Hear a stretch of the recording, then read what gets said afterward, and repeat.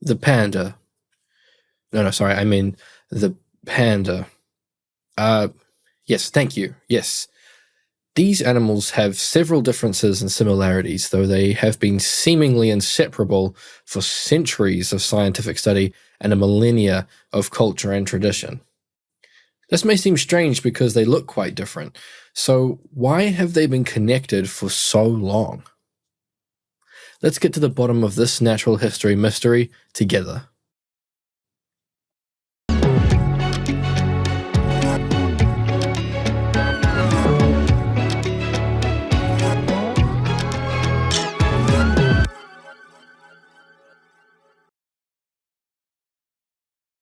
Now, it has occurred to me that this mystery isn't really a mystery to some, as you may have just never heard of the red panda before. So let me introduce our first panda. The red panda, Ailurus fulgens, is a tree-climbing mammal that lives in the forests at the base of the massive Himalayan or Himalayan mountain range.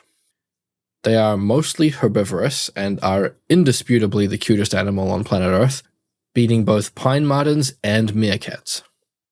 Now, this is the first panda we're exploring, but it's also the first panda full stop.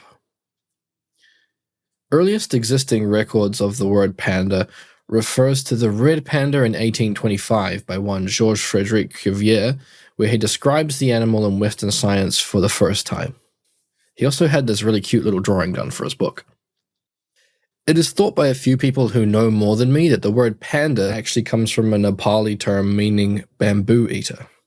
The word then went through French to get to English, and there are some steps missing in the history of the word, so we actually aren't 100% sure where the English term for these animals comes from. Now, I'm certain you're more familiar with the other panda, the giant panda, though you may also know it as just panda. There are a lot of alternative names that have been given to these animals throughout their existence as well. As we've established, the giant panda is often just called panda, but somewhere along the line, 1 million people noticed that it looks like a bear, resulting in the term panda bear.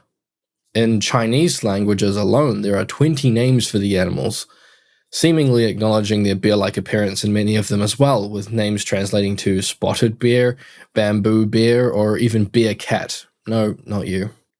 The red panda's list of alternative names in English is far more extensive. Here we have the panda again, firefox, which is where the internet browser gets its name, the lesser panda, the common panda, the fox bear, the bright panda, the red cat, the small panda, the cat bear, and very confusingly, also the bear cat. So quite early into the video, we already know that one of these animals was called a panda first, and it isn't the one we usually call a panda. So why are they both pandas? Let's head to the map. First off, they live very close together. That's kind of a big one for animals being associated with each other, at least culturally. These two actually have an overlapping range in the province of Sichuan, where they both live in very similar bamboo-filled forests. They also have somewhat similar patterning, both with distinctive facial markings on their exceedingly fluffy fur. They also both eat bamboo, though the red panda's diet is far more varied than the giant panda's, which basically just eats bamboo and nothing else. Getting into greater detail here, both of them have what is known as a false thumb. This is an uncommon structure which generally evolves from gripping tree branches, or in the case of the giant panda, to better hold bamboo, and this false thumb has evolved from the same modifications in their limb development genes. Getting into even further detail, they both have the internal digestive systems of a carnivore, but both have adapted this carnivore digestive system to be able to consume bamboo, a process that takes a decent amount of evolutionary modification. Getting into so much detail here that you might ask yourself, how do we even know this? Both of these animals have reactivated genes required for their taste buds to detect what we call bitterness, allowing them both to enjoy the taste of a strong cup of joe in the morning. Ever since these two were first connected in Western science, there has been controversy around their classification. Initially, they were both placed in a family of their own called Ailuridae, the panda family. These animals then bounced around a heck of a lot. They were placed in Procyon with raccoons, which makes sense if you look at red pandas and raccoons next to each other, but less so with giant pandas, so this sparked debate. They were placed in Ursidae, the bear family, which makes sense when you look at giant pandas and bears next to each other, but less so with red pandas, so this sparked debate. A study of skull shapes in these two species in 1982 also made the claim that they are both related to bears, backing up this classification. But that isn't the end of the story. These two animals, despite having more similarities than we might think at first glance, are still very different in a number of core ways. The first difference is their appearance. I don't think I need to explain this one too much. One is black and white, and the other is red all over.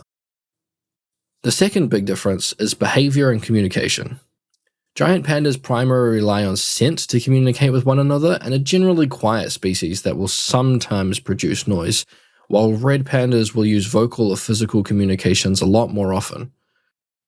You'll hear red pandas making noise called, and I'm assuming these are the official names here, growls, barks, squeals, hoots, bleats, grunts, and twitters.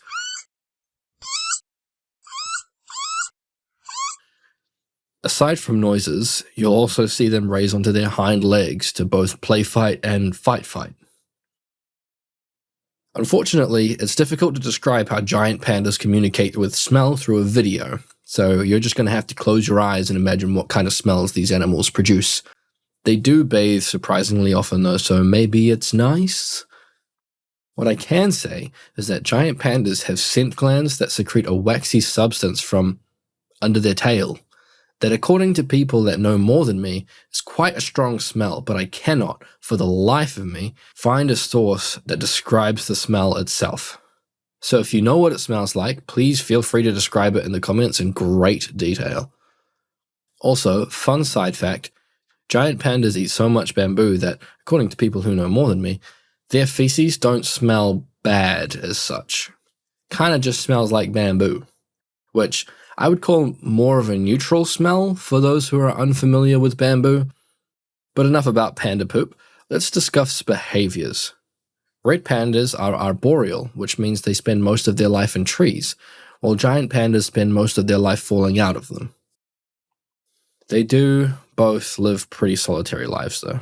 For the most part, neither red pandas nor giant pandas spend a lot of time socializing outside of breeding season, which may have contributed to those similarities.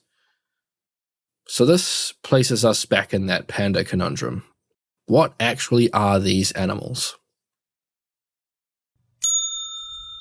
Well, would you look at that, it's time for today's game. Can you tell me which of these animals has the most recent common ancestor to the red panda? Just so we're on the same page, we are using a study of mammalian mitochondrial genomes from 2021 for this, in case that at all informs your choices here. Hot diggity dang, I genuinely didn't see some of this coming. From a set of genetic studies in 1995, 2005, 2018, and 2021, it appears that the closest relatives of the red panda is either the Procyon family, which includes raccoons, or the Mephitidae family, which includes skunks. The former, of course, being the unofficial third panda. I say most closely related to because the red panda is, unfortunately, the last of its line. It is the last living member of, drumroll please, Ailuridae, or the panda family. That's right everyone, it took 200 years to determine that the panda is actually a panda. And we ended up right where we began. The other panda, though, has turned out to be a little bit of an imposter. The so-called panda bear is in fact, drumroll please, a bear. Congratulations, we did it again and ended up right back at the start. Great going, team. It turns out that, as well as the red panda, the giant panda is also the last of its line, and it's not very related to other modern bears. The closest living relative to the giant panda is the South American spectacled bear, which seems to have remnants of the same facial patterns. The same goes for red pandas and their closest relative, the raccoon. The real fun begins when you put the four of them together and create the cover art for a panda-based Animorphs book. So these two species are the last of their lines, living in the same regions with similar adaptations, hanging on to survival in remote areas. Despite the obvious differences in the two species, these two share many similarities that led to researchers, as well as many cultural pieces, connecting them throughout history. So while these endangered species might not be pandas, it's still a nice thought to think that they are not alone. Through conservation efforts and everyone's support, we can make sure that on planet Earth, there will always be two pandas. If you'd like to contribute, you can donate to conservation efforts through the links in the description. I'm Ben, the quasi-ecologist. This is the natural world explored, and until next time, stay curious, friends.